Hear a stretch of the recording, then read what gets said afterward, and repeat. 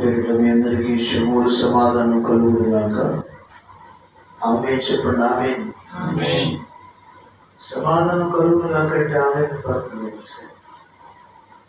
ఎప్పుడు దాకా అని పదవి వచ్చినప్పుడు వెంటనే మనం ఆమేన్ అని దేవునికి పదాన్ని ఉచ్చరించినప్పుడు ఆశీర్వాదం మనకు నిలిచి ఉంటుందండి. సరే, మంచిది. ఈ దినాన్ని మనం చదువుకున్నటువంటి 67వ కీర్తన భాగంలో భూమి మీద నీ మార్గము తెలియబడినట్లు, అన్యజనులందరిలో నీ రక్షణ తెలియబడినట్లు దేవుడు మమ్మల్ని కరుణించి మమ్మల్ని ఆశీర్వదించుగాక. ఆయన తన ముఖ కాంతి మా మీద ప్రకాశింపచేయుగాక. నీ మార్గము తెలియబడినట్లు మాట్లాడుతుంది. లోకములో ఉన్న వారందరికీ దేవుని మార్గము తెలియబడినట్లు అని భూమి మీద అంటే భూలోకంలో ఉన్నటువంటి సమస్త మానవాళి నీ మార్గము అంటే దేవుని యొక్క మార్గం తెలియబడినట్లు అంటే అందరూ తెలుసుకున్నట్లుగా ఏంటంట. రెండో విషయం, అన్యజనులందరిలో నీ రక్షణ తెలియబడినట్లు. ఒకటి, దేవుని మార్గము తెలియబడినట్లు, నీ రక్షణ అందరూ తెలుసుకున్నట్లుగా ఏం చేస్తారంట దేవుడు మమ్మను ఆశీర్వదించుగాక. అదే అర్థం. ఎప్పుడైతే దేవుడు మనల్ని ఆశీర్వదిస్తాడో దేవుని యొక్క మార్గాన్ని అందరూ తెలుసుకుంటారట, ఆ మంచి మార్గాన్ని. రెండవది, ఆయన యొక్క రక్షణ కూడా అందరికీ తెలియబడుతుందని అర్థం. అంటే మనము దీవించబడడం, ప్రజలు దేవుని యొక్క గొప్ప రక్షణ గురించి తెలుసుకుంటారని. మనం ఎప్పుడైతే ఆశీర్వదించబడతామో అప్పుడు అనేకులు కూడా దేవుని యొక్క మార్గాన్ని వాళ్ళు తెలుసుకుంటారు. అంటే ఈ మార్గాన్ని వీళ్ళు వెళ్ళారు, మార్గమైనటువంటి యేసయ్య మార్గంలో వెళ్ళారు. యోహాను 14:6 ఆయన అంటాడు, నేనే మార్గమును సత్యమును జీవమును.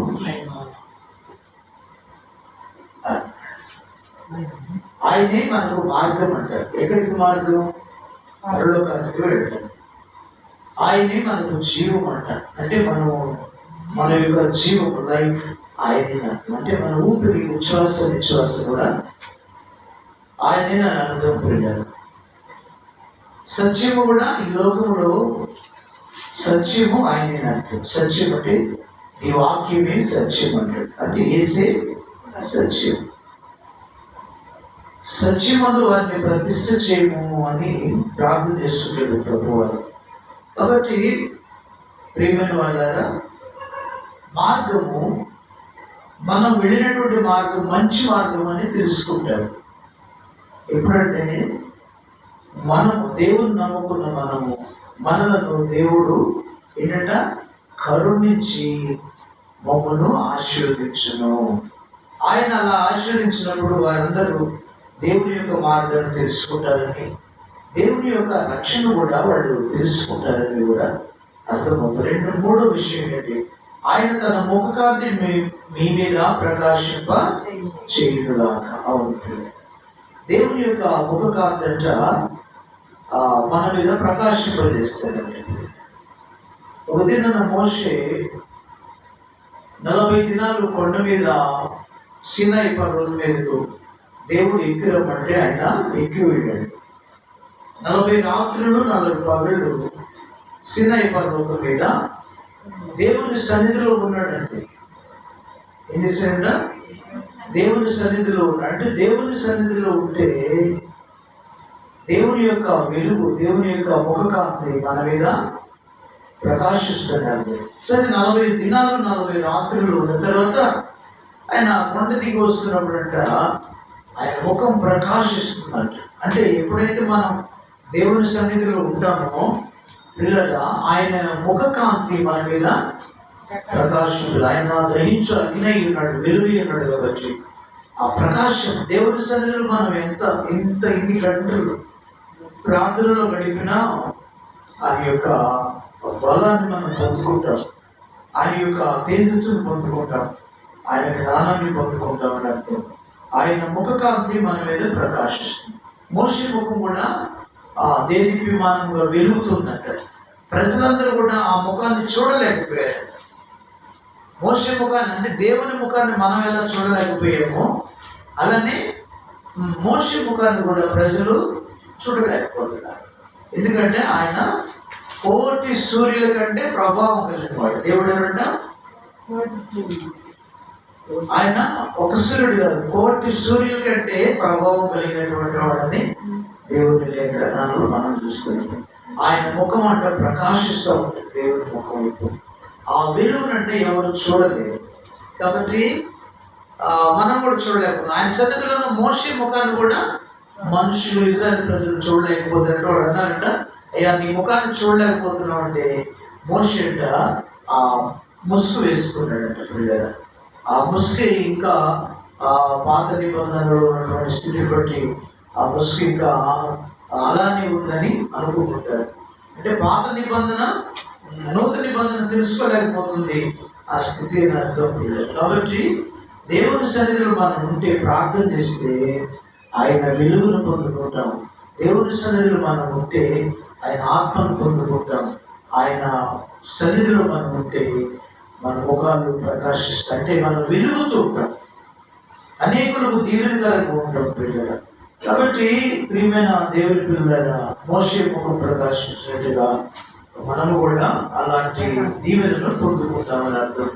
కాబట్టి మనం ఆశీర్వదించబడాలంటే ఆశీర్వాదాలు 2 రకాలు. ఏంటంటే ఆశీర్వాదాలు 2 రకాలు ఉన్నాయి. ఒకటి భౌతిక సంబంధమైనటువంటి ఆశీర్వాదాలు, అంటే మనుషులలో ఫిజికల్ బ్లెస్సింగ్స్ అన్నమాట. అవి ఏంటంటే ఐశ్వర్యము, వెండి బంగారాలు, ఇండ్లు, వాకిళ్ళు, పొలము, ఇవన్నీ కూడా భౌతిక సంబంధమైనటువంటి ఆశ. ఇవి కూడా మానవునికి కావాలి. కాబట్టి దేవుడు వాటిని సృజించడం ఉంటే వాటిని దేవుడు మానవుని కోసం చేశాడని అర్థం. ఆయన చేసిన ఆయన వద్దంటాడా, ఇస్తాడు. అంత కాబట్టి ఏంటంటే మనము ఎక్కువగా ఆశిస్తున్నాం కాబట్టి మిగిలిన ఎక్కువగా మనం కోరుకుంటున్నాం. ఇక ఒక ఐశ్వర్యవంతుడు ఎలా కోరుకుంటాడు, ఇంకా ధనవంతుడు కావాలని కోరుకుంటుంటాడు, కానీ ఇచ్చిన దాంట్లో తృప్తి పొందలేడు. అందువలన మీరు మీ భోగములను మీరు అడుగుతున్నారు కాబట్టి మీరు పొందలేకపోతున్నారు అంటే కొంతమంది. కాబట్టి కొంతమందికి ప్రియులరా ఇచ్చే కొద్ది వాళ్ళు ఇంకా కావాలనుకుంటుంటారు. అందువలన ఆయన ఎక్కువగా ఇవ్వలేకపోతున్నాడని దేవుని వాక్య భాగం. అవి కూడా సమస్త మానవాళికి కావలసిన మినరల్స్ అన్ని కూడా, మరి ఆయిల్స్ అన్ని కూడా భూమిలో సిద్ధపరిచాడు మనిషి కోసం. మానవులు కావాలి కాబట్టి ఈ తరం వాళ్ళు మనం దాదాపుగా 6,000 సంవత్సరాలు ఆ భూమి పుట్టిన తర్వాత మనం ఇప్పుడు జీవిస్తున్నాం 6,000వ సంవత్సరాలు.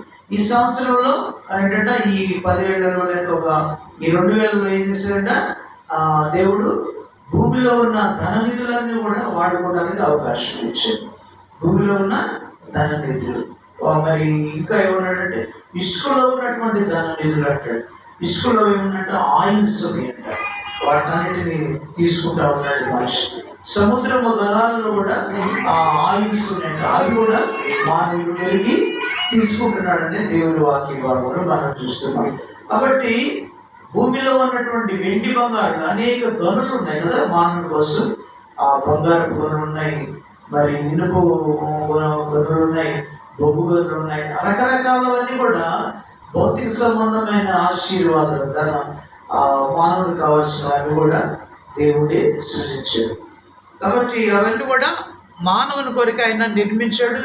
వారి అవసరాల కోసం ఒక్కొక్కరికి వారి యొక్క స్థితిని బట్టి అనుగ్రహిస్తూ ఉన్నాడని అర్థం. కాబట్టి ఫిజికల్ బ్లెస్సింగ్స్ అవి అర్థం. రెండవది ఏంటంటే ఆత్మ సంబంధమైన ఆశీర్వాదం. ఆత్మ సంబంధమైన ఆశీర్వాదాలు కొన్ని విషయాలని అవి చదువుకొని మనం ముగించుకుందాం. దేవునికి మహిమ కలుగును గాక. 2వ అధ్యాయం 9వ వచనం అన్నాడు కదా, తుదకు మీరు 8-9 వచనాలు, మీరందరూ ఏక మనస్కులై ఒకరి సుఖ దుఃఖములందు ఒకరు పాల్పడి సహోదర ప్రేమ గలవారును కరుణా చిత్తులను వినయ మనస్కులై ఉండి ఆశీర్వాదములకు వారసులకు మీరు పిలువబడుతుంది. కనుక కీడునకు ప్రతి కీడు, దూషణకు ప్రతి దూషణ చేయక దీవించుడి. దేనికంటే మనం ఈ లోకంలో ఆశీర్వదించబడటానికి దేవుడు మనలను పిలిచాడట. పిలవటమే కాదు, పిలిచి మనలను ఏర్పరచుకున్నాడు ఆశీర్వాదాలకు వారసులుగా. ఏంటి ఆశీర్వాదాలు? ఒకటి, భౌతిక సంబంధమైన ఆశీర్వాదాల గురించి మనం తెలుసుకున్నాం.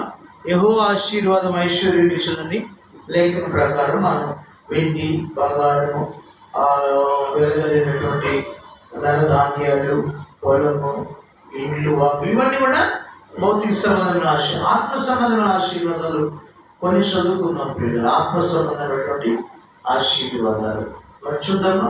బ్రహ్మపత్రిక 9వ అధ్యాయం 25వ వచనం, రోమీయులకు రాసిన పత్రిక 9వ అధ్యాయం 25వ వచనం.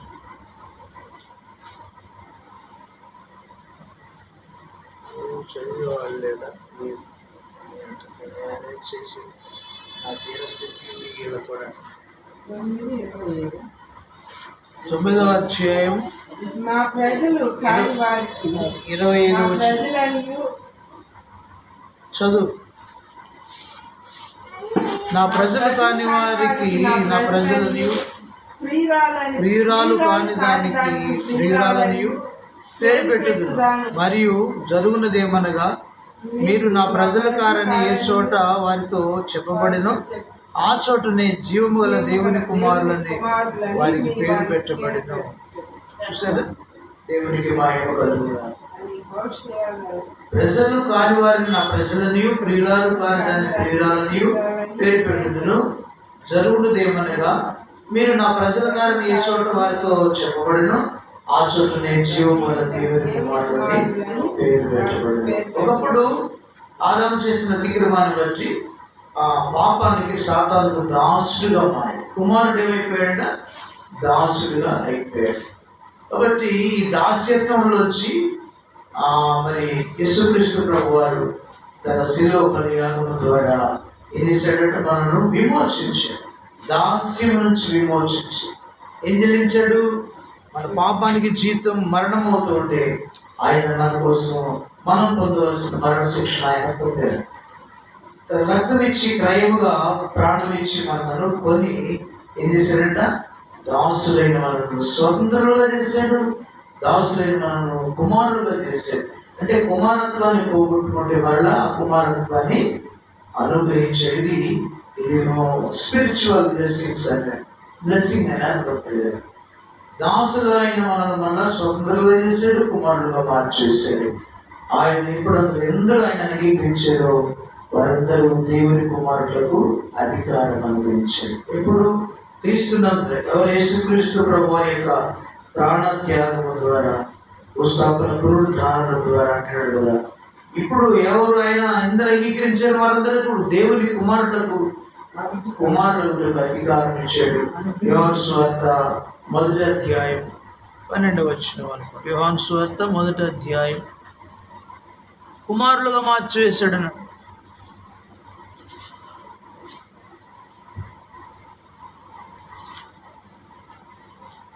ఆయన అందరూ అంగీకరించారు. అదే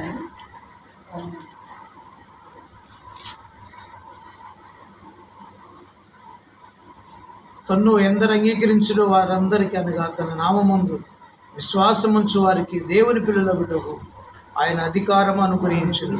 వారు దేవుని వలన పుట్టిన వారే కానీ రక్తం వలనైనను శరీరేచ్ఛలైన మనుషేచ్ఛల వలనైనా పుట్టినవారు కారు. అవును, దేవునికి మహిమ కలుగును గాక.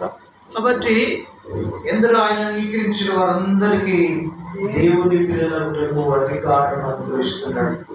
మరి ఒక వచనాన్ని 5వ అధ్యాయం 24వ వచనం.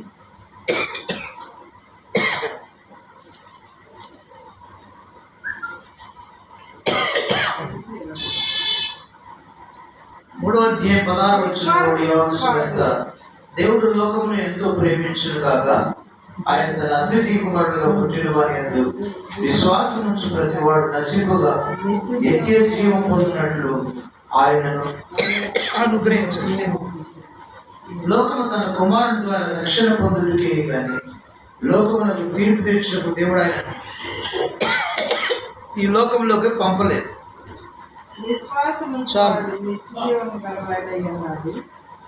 కాబట్టి కుమారుని ద్వారా ఏమొస్తుందంటే రక్షణ. మరొక ఆశీర్వాదం ఏంటంటే వీళ్ళరా కుమారుని ద్వారా రక్షణ పొందుటకే దేవుడు అనుగ్రహించింది కానీ తీర్పు తెచ్చిన లోకంలో ఆయన పంపలేదని మాట్లాడుతుంది.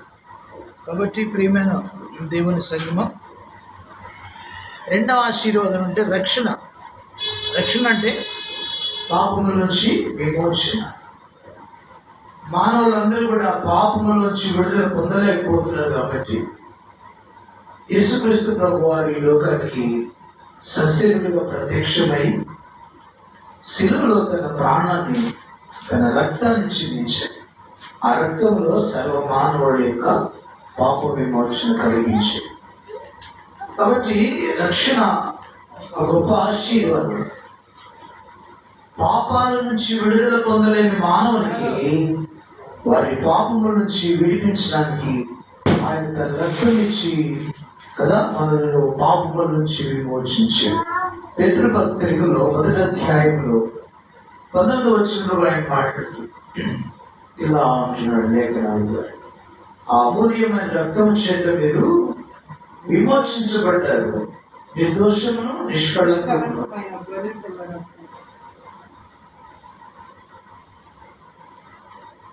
1వ అధ్యాయము 19వ వచనం, అమూల్యమైన రక్తము చేత అనగా నిర్దోషమును నిష్కళంకమును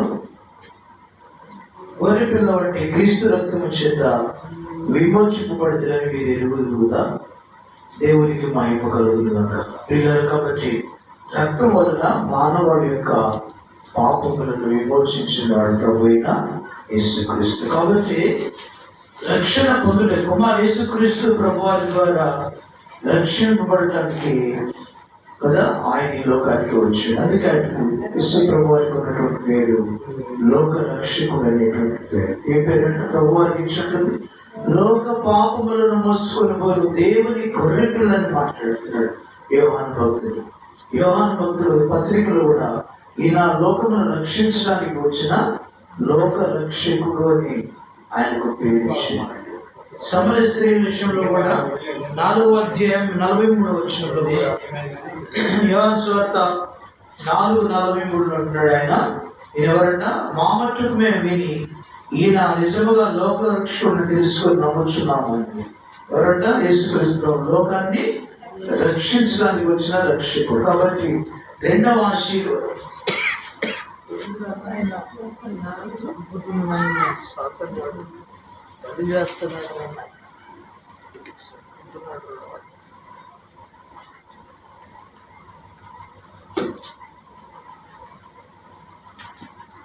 పాతాళం నుంచి విడుదల, ఆరని అగ్నిగుణం నుంచి విడిపించడమే రక్షణ సంకల్పమని అర్థం. కాబట్టి అలాగ విడిపించడానికి ఆయన తన ప్రాణాన్ని శిలువలో దారిపోసినట్లుగా ఖరీదముగా చెల్లించినట్లుగా రక్తం ఇచ్చి మనం కొన్నిలో లేఖనం ద్వారా మనం చూస్తున్నాం. అవును. కాబట్టి రెండవది ఏంటంటే మానవాడి యొక్క గొప్ప ఆశీర్వాదం. అదే ఎవరైతే ఆయన నమ్ముకుంటారో, ఆయన విశ్వాసం ఉంచుతారో వారు రక్షణ పొందుకుంటారని అపోస్తుల కార్యం 16:30 ఆయన అంటాడు. ప్రభునందు విశ్వాసం ఉంచున్నప్పుడు దేవుని నీటి వారు రక్షించబడతారు. ఆయన ఎందుకు వచ్చి ఆయన వైపు చూసి ఆయన విశ్వాసం వచ్చితే రక్షింపబడతారని అర్థం. అందరికి లోకానికి లేదా రక్షణ. అది ఎవరైతే ఆయన వైపు చూస్తారో, బుద్ధిగంత నివాసులు నా వైపు చూసి రక్షణ పొందమంటున్నాడు. కాబట్టి ఎవరైతే ఆయన వైపు చూస్తారో, ఎవరైతే ఆయన ఎదురుకు వస్తారో, ఎవరైతే మారు మనసు పొందుతారో, నమ్మి బాప్తిసం తీసుకుంటారో వారికి ఆయన ఇచ్చేటువంటి విమోచన పాపాల నుంచి, మరణం నుంచి, పాతాళం నుంచి నరకం నుంచి అన్నారు. కాబట్టి యేసుక్రీస్తు ప్రభువారి ద్వారా మనకు వచ్చేటువంటి గొప్ప ఆత్మ సంబంధం ఆశీర్వాదం రక్షణ అని అర్థం పెట్టారు. మరొక విషయాన్ని మనం లేఖనాల ద్వారా చూద్దాం. యోహాను సువార్త 5వ అధ్యాయం 20వ వచనంలో చూద్దాం ఒకసారి. భక్తుడైన యోహాను రాసినటువంటి సువార్త మేలు చేసిన వారు జీవ పునరుద్ధానమునకు 5:25.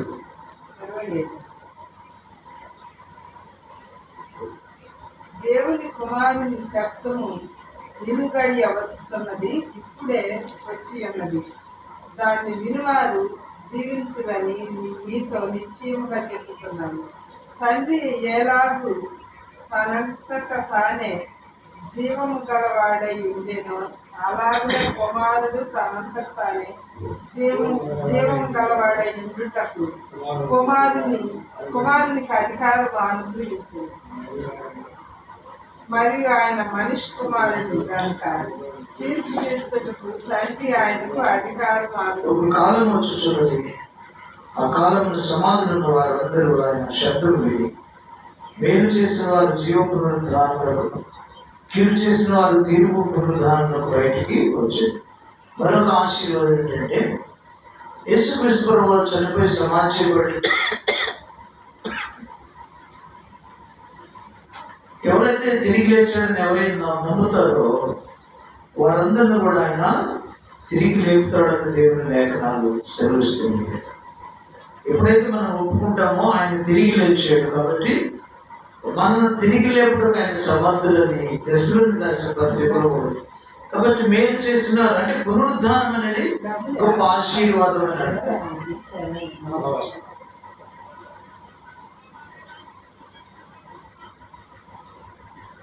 పునరుద్ధానం అనేది గొప్ప ఆశీర్వాదం. పునరుద్ధానము ఎవరైతే దేవుని యందు విశ్వాసం ఉంచుతారో వారు తిరిగి లేపడానికి ఆయన సమర్థులని దేవుని వాక్య భాగంలో దశలోని రాసిన పత్రికలు కూడా మనం చూస్తున్నాం. అపోస్తలుడైన పౌలు దశలోనికి రాసిన పత్రిక ఒకసారి చూద్దాం.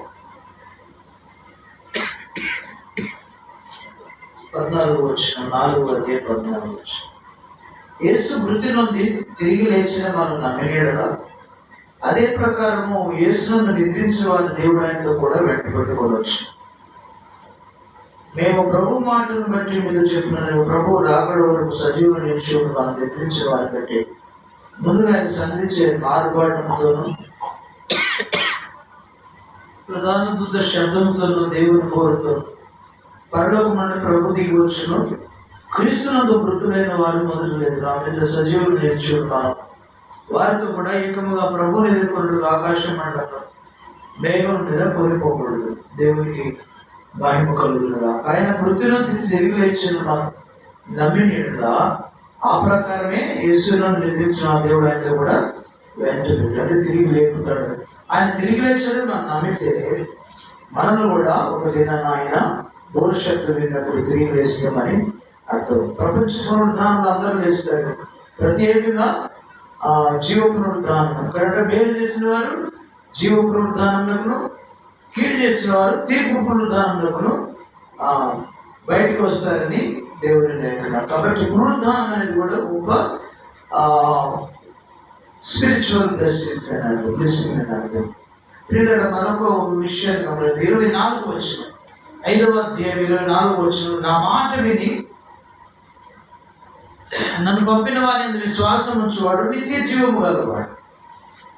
వాడు తీర్పులోనే కాక మరణంలో ఉండి జీవనంలో దాచి ఉన్నాడు అంట. మరొక ఆశీర్వాదం ఏంటంటే పిల్లరా,